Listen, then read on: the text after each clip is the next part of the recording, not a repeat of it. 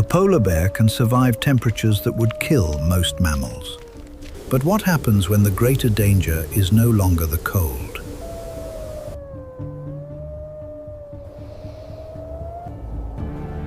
Along the Beaufort coast, an adult female is running out of time. Her body is built to conserve heat, yet the early summer warmth can force her to stop moving.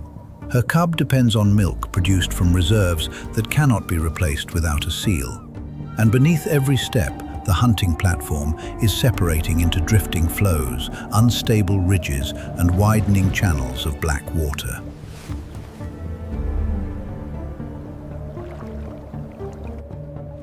The day ahead will be governed by a brutal equation: how much energy she can gain against how much the search will cost.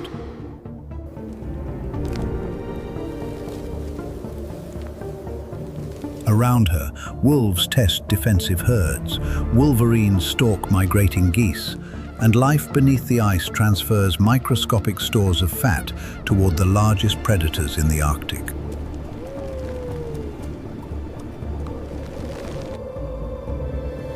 This is the polar bear's shrinking kingdom, not an empty wilderness, but a living system being divided beneath its ruler.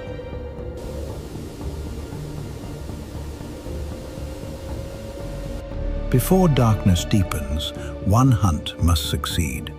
2 lives depend on it.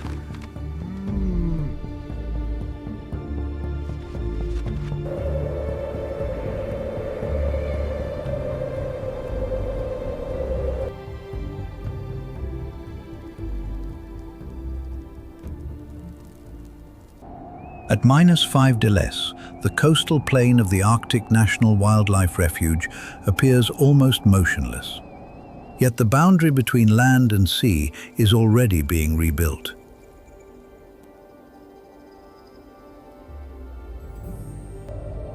Continuous permafrost extends beneath the snow toward the Beaufort Sea.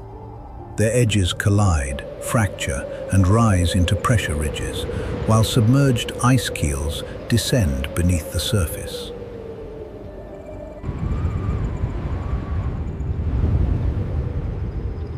Wind crosses the plain without trees or mountains to slow it.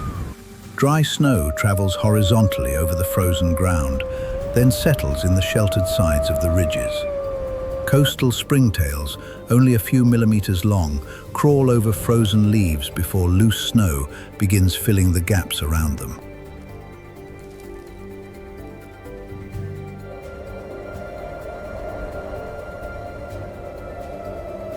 Above this miniature world, an adult female polar bear rises from rest.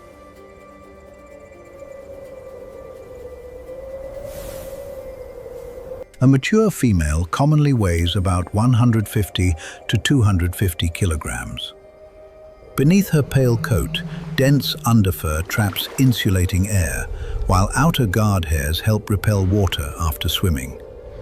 A layer of body fat can exceed 10 centimeters in a well-conditioned bear, reducing heat loss in both air and seawater.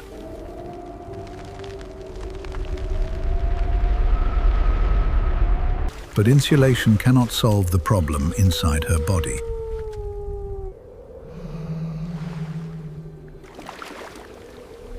Her stored fat has been declining through a prolonged period without a major kill. The early summer melt is breaking continuous hunting ice into smaller flows and open leads. For a predator that depends largely on seal blubber, every widening gap increases the distance between opportunities.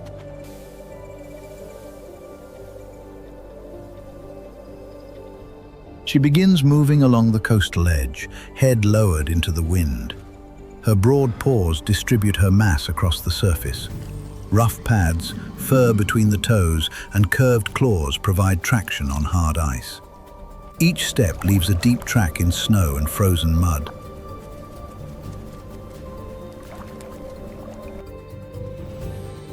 For several minutes, the footprint becomes a sheltered micro-landscape where springtails crawl into the shaded grooves. Then wind-driven snow starts to erase it.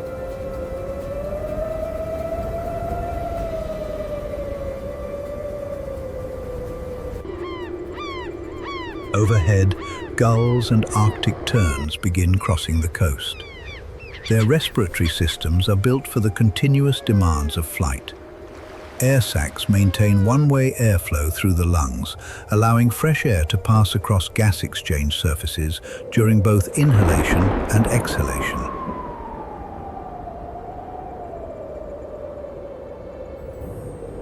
Their movement marks the awakening of the wider plain.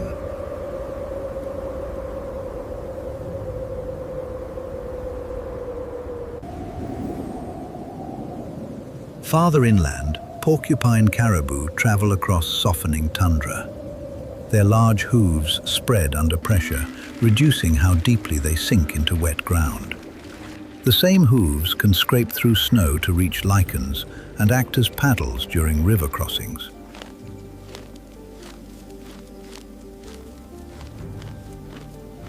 Closer to the snow line, a brown lemming moves through the subnivean zone between the ground and the remaining snowpack.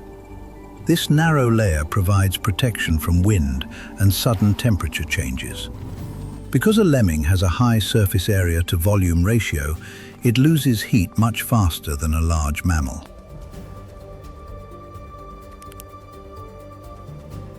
Survival depends on repeated feeding. Its incisors continue growing throughout life, their cutting edges maintained by constant wear against roots and stems.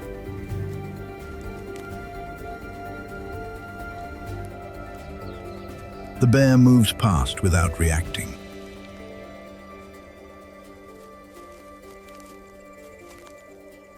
Behind her, an Arctic fox lowers its nose into one of the tracks.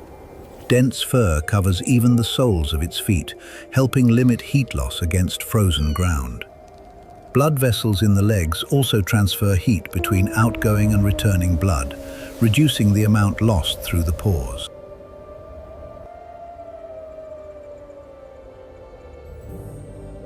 The fox does not need to overtake the bear.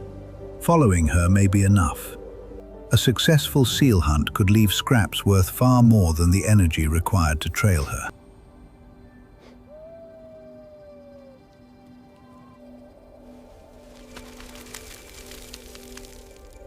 At the sea ice margin, the female stops.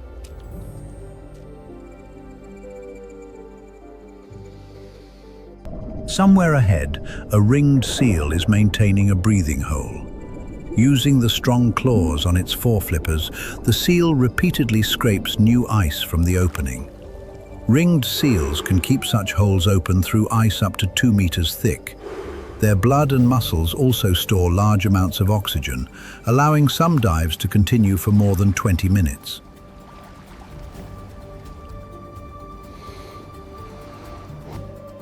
A trace of scent reaches the bear through the coastal wind.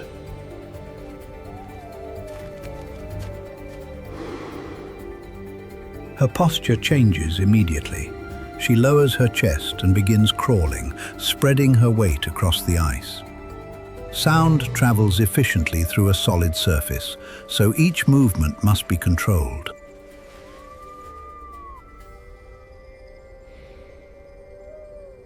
For a few moments, predator and prey are connected only by ice, scent, and vibration.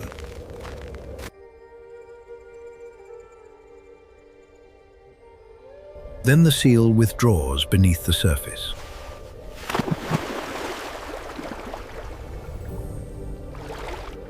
The bear remains still, but the opportunity has passed. She rises and continues along the fractured coast.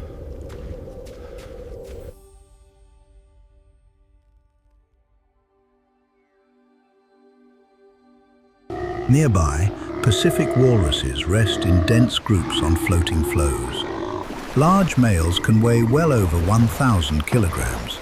Their close physical contact reduces exposed surface area, while blood flow through the skin helps regulate body temperature. The tusks are not primarily feeding tools. They are used in social competition, defense, and as anchors when the animals pull themselves from the water.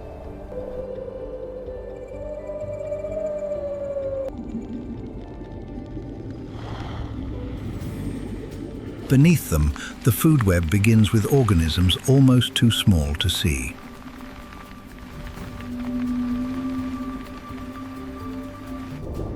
Sea ice diatoms hang from the underside of the frozen ceiling. Arctic amphipods move among the strands, while copepods feed on microscopic algae and store energy in lipid sacs. These tiny reserves help sustain the larger animals above them.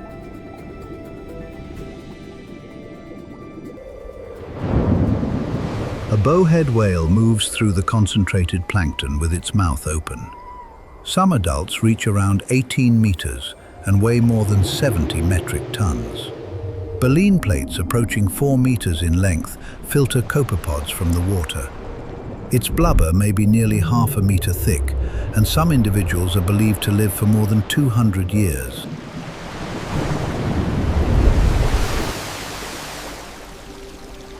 Nearby, beluga whales navigate the fractured underside of the ice. They lack a tall dorsal fin that could strike the frozen ceiling.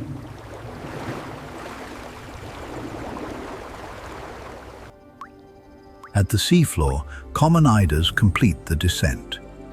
These heavy sea ducks use powerful legs and webbed feet to propel themselves underwater, searching for mussels and other benthic invertebrates.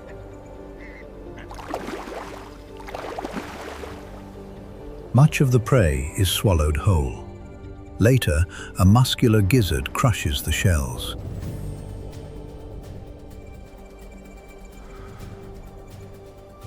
Above them, the polar bear continues along the coast.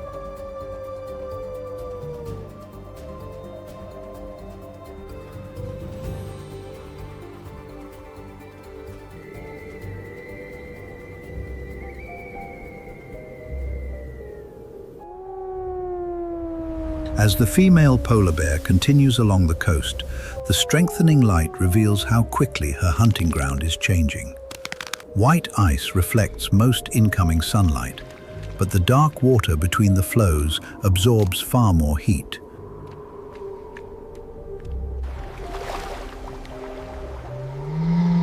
A smaller white shape follows behind her.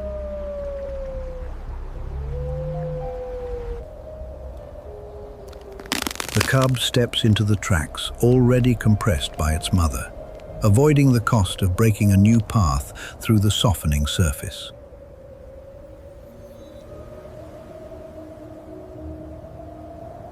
Polar bears are capital breeders. When hunting access disappears, a nursing mother must sustain her cub largely from fat stored earlier.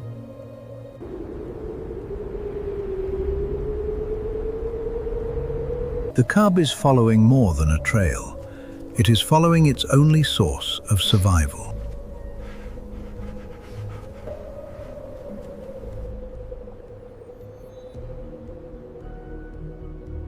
Farther inland, an Arctic wolf moves across the tundra, testing the wind for signs of weakness. Ahead, musk oxen has already detected it.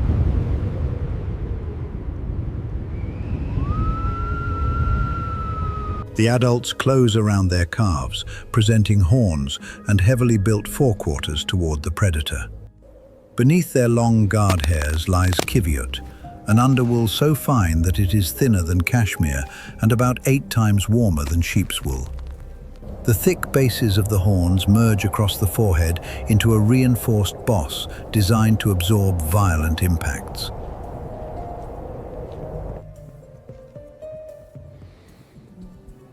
The wolf circles, but the formation never opens.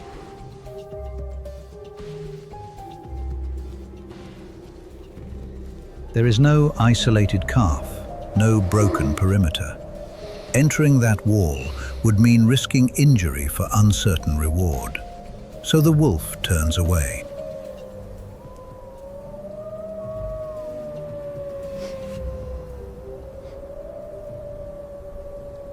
Near the coast, snow geese descend onto the mudflats.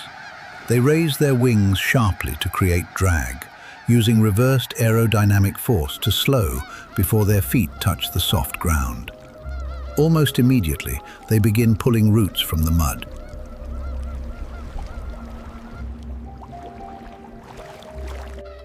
A wolverine is already approaching.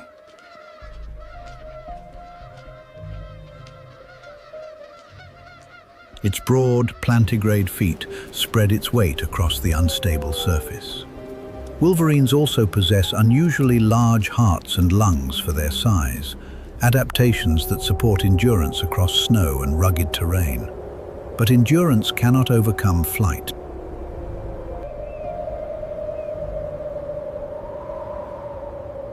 The geese detect the movement. Hundreds of birds lift together, converting stored energy into a sudden column of wings. The wolverine stops beneath them rather than continue an impossible pursuit.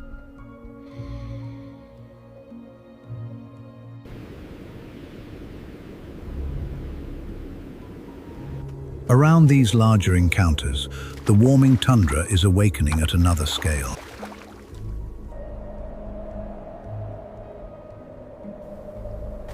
Meltwater gathers between rigid stalks of water sedge. Mosquito larvae wriggle among submerged leaves, breathing through siphons that pierce the surface film. Nearby, purple saxifrage remains pressed close to the ground, where the air is calmer and slightly warmer than the wind above. An Arctic bumblebee vibrates its flight muscles without taking off, raising the temperature of its thorax before flight.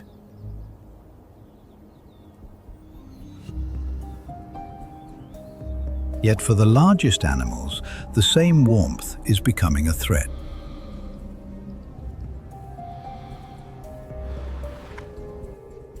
The female polar bear slows and finally stops.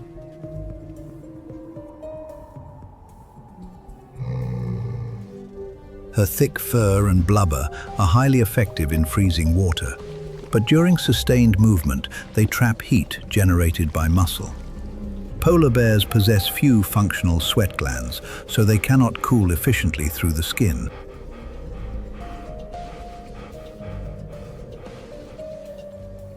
She lowers herself onto the ice.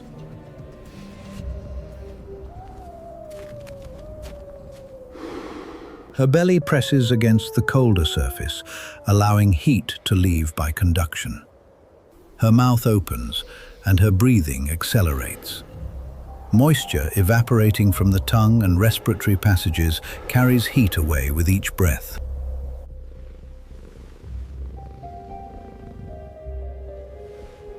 The cub watches, then stretches out beside her, extending its hind legs behind its body to expose less densely insulated areas.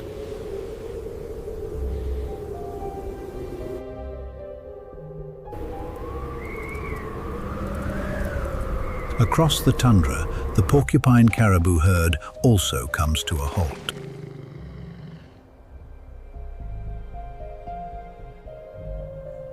The animals lower themselves onto the mud and rest their heads close to the ground, reducing both movement and the effort of supporting their velvet-covered antlers.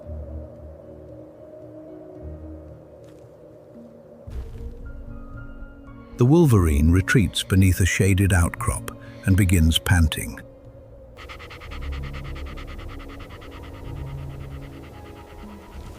On a low rise, a snowy owl refuses the cost of flight.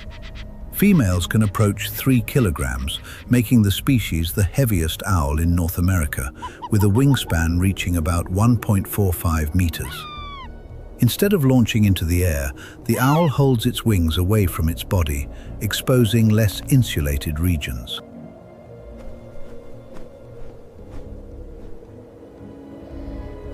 On the remaining floes, Pacific walruses respond through their circulation. Their thick skin and blubber prevent rapid heat loss in cold water, but on the ice they can become too warm.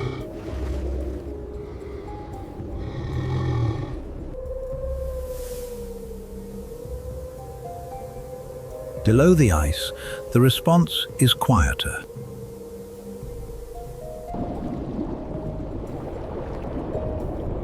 Belugas remain in deeper, colder layers. Their blubber can account for as much as 40% of body mass, making changes in depth an important way to control heat exposure. Common eiders repeatedly submerge their heads and necks, transferring heat into the sea.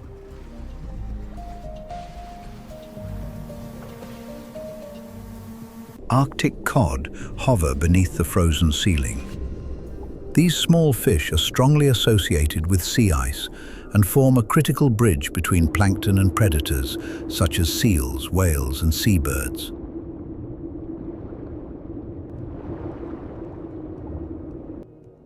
Far deeper, a Greenland shark advances with slow sweeps of its tail.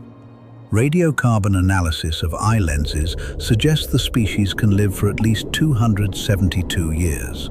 The largest individual in one study was estimated at 392 years, though with a wide margin of uncertainty.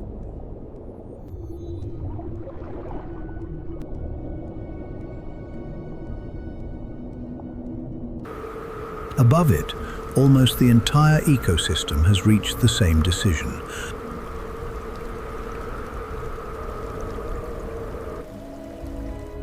The bears lie still. The caribou suspended their journey. The wolverine waits in the shade. The owl remains grounded. The walruses flush heat through their skin.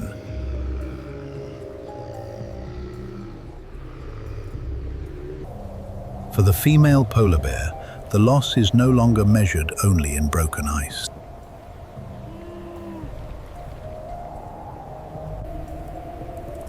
Each warmer interval removes another part of the day in which she can travel, stalk, and feed the cub beside her.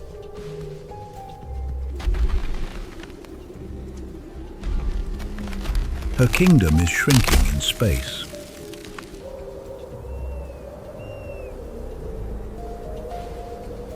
Now it is shrinking in time.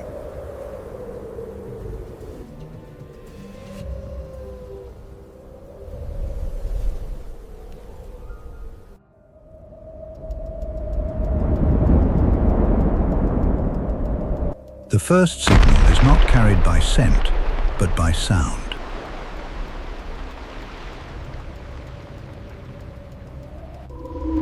A sharp crack races across the sea ice, followed by a deeper groan beneath the floes. The long period of warmth is ending.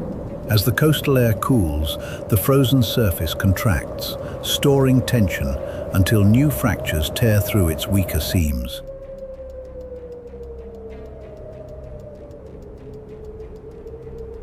Over the Beaufort Sea, falling atmospheric pressure draws colder air beneath a warmer layer. Stratus thickens.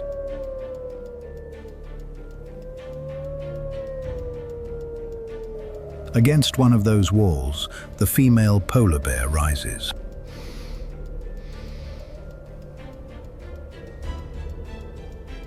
The cub stands beside her, but the mother does not immediately continue. Hours of panting have carried both heat and moisture from her body. She crosses to a shallow meltwater pool trapped in a depression and lowers her muzzle.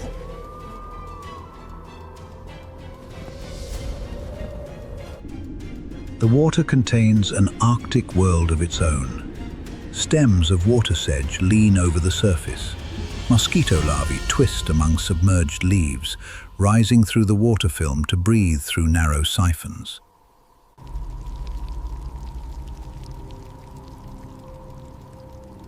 The female lifts her head before she has finished drinking.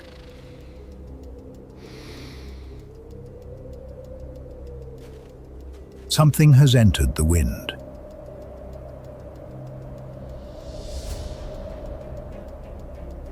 Her nasal passages are lined with folded turbinates that create an extensive surface for scent receptors. The odor reaching them comes from beyond the next field of broken ice, more than 2 kilometers away.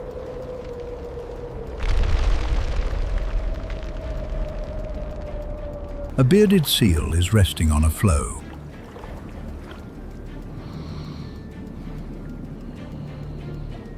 The bear begins moving without looking back.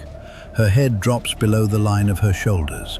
Her chest nearly touches the ice.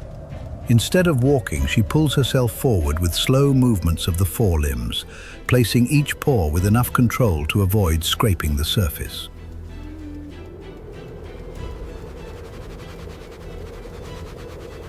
Ice transmits vibration efficiently. The seal may not see her, but it could feel one careless step.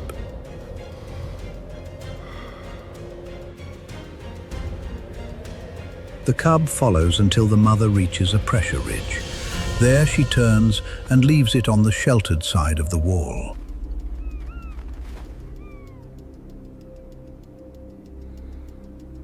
The mother continues alone.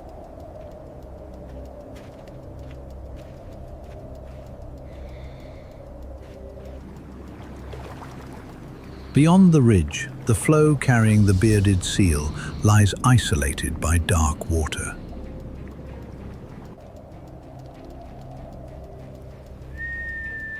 The seal's long white whiskers rest against the ice. These vibrissae are sensitive enough to help detect clams, crabs, shrimp, and bottom-dwelling fish. Bearded seals can draw prey from sediment by suction, using their mouths almost like underwater vacuum pumps.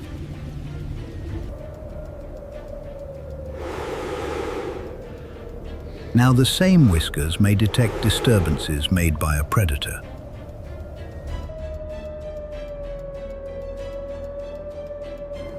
The female reaches the water's edge and studies the gap.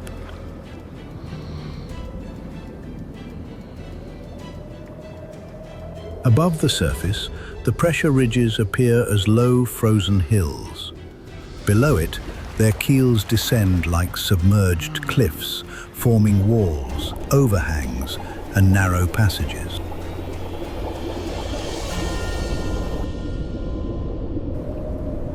She slides into the water.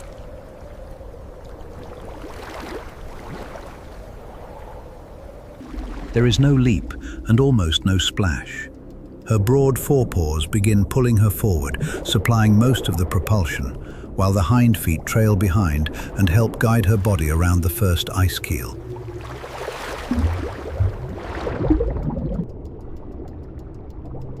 The world beneath the floe is not empty.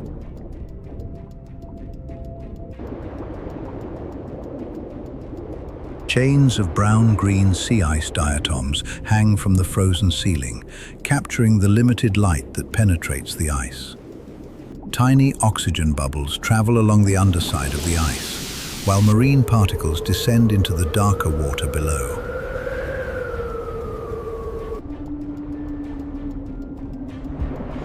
The bear passes beneath them, following the vertical wall of the target floe.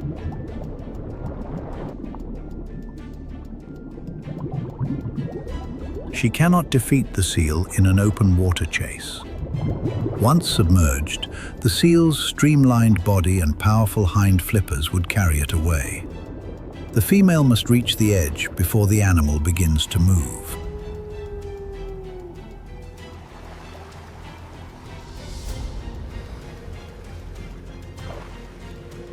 Inland, an Arctic wolf pauses on a coastal ridge. Rather than watching the distant caribou, it faces the sea, reading the bear's movements for the possibility of a later meal.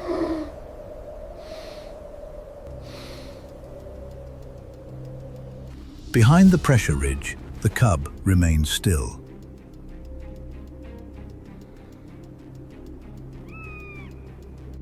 The mother places her forepaws against the submerged face of the floe.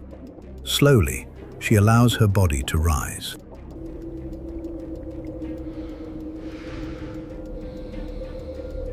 The crown of her head breaks through the surface.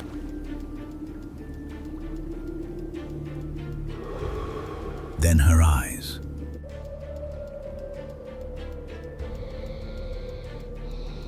Then only the dark openings of her nostrils.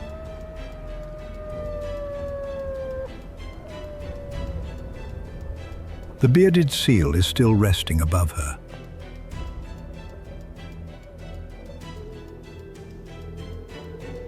The distance has vanished.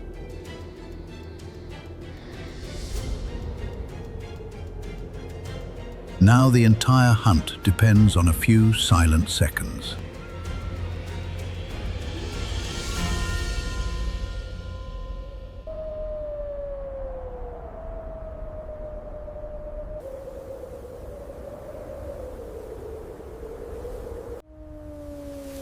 silence ends all at once.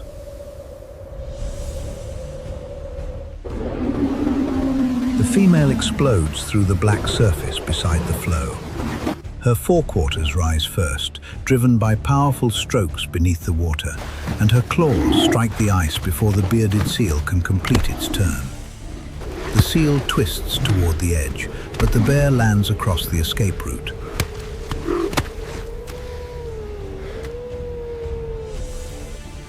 For several seconds, the floe becomes a contest of traction.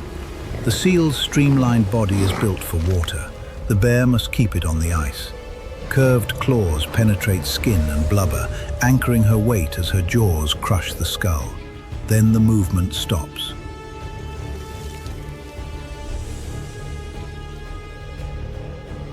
The cost is immediate.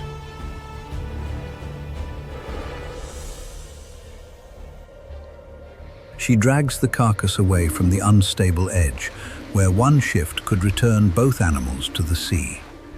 Her limbs tremble, her mouth opens, and rapid breaths replace the oxygen consumed during the attack.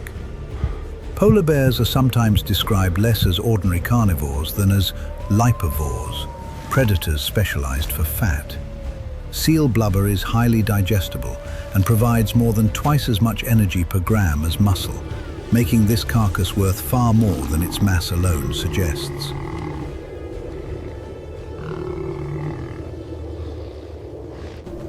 Around her, the coast is losing light. Pressure ridges darken into broken walls, and granular snow streams through the channels between them. With less solar energy arriving, the ice releases heat as long-wave radiation. Cooling makes the floes contract, sending cracks and low groans through the platform beneath the kill.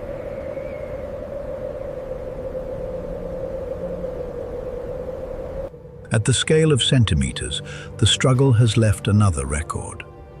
Wet guard hairs freeze at their tips. Snow crystals cling to the textured black paw pads. Droplets slide from the female's coat and harden beside grooves cut by her claws. As she pulls the seal inward, its body leaves a compressed trail across the snow.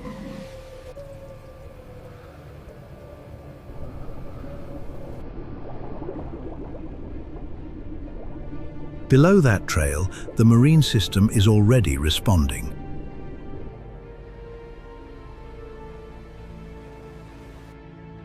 Small fragments of tissue slip over the flow's edge and descend through the water. A Greenland shark changes course beneath them. Like other sharks, it detects low-frequency water movement and pressure gradients through a lateral line running from head to tail.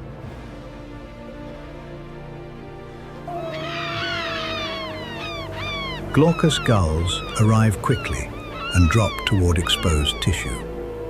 The Arctic fox that followed the bear through the morning also reappears, remaining beyond the reach of her forepaws. When a fragment separates from the carcass, the fox seizes it and retreats behind the nearest ridge.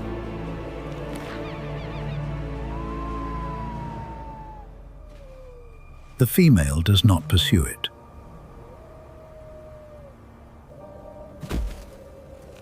Instead, she raises her head and gives a low call.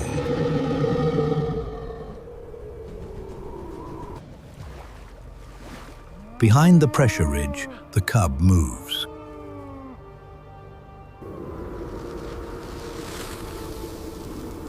It crosses the broken route cautiously, stepping over snow-filled seams and circling narrow leads. By the time it reaches the carcass, the mother has opened the thick outer layer. The cub begins feeding beside her.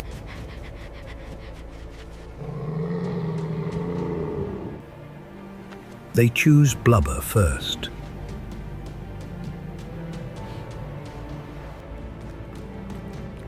What remains does not stay with the bears.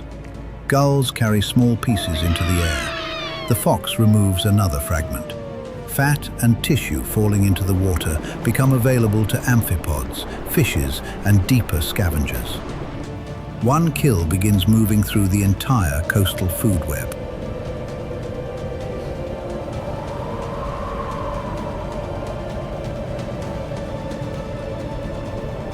Farther offshore, a bowhead whale surfaces. Its exhalation condenses into a pale column before the animal disappears beneath the dark water.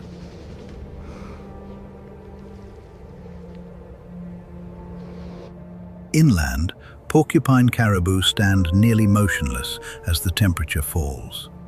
A snowy owl leaves its resting place and begins searching the tundra for movement beneath the remaining snow.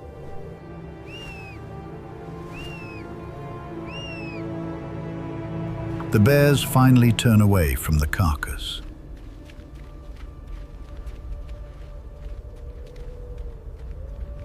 They reach a thicker section of ice and lie down side by side. The cub presses against the female's flank, reducing the surface exposed to the wind. Their breathing gradually slows until the two rhythms nearly match.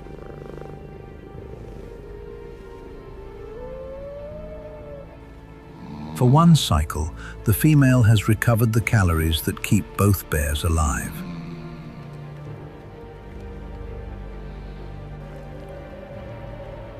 But dark water still separates the flows, and the kingdom that delivered this meal is narrower than it was at dawn.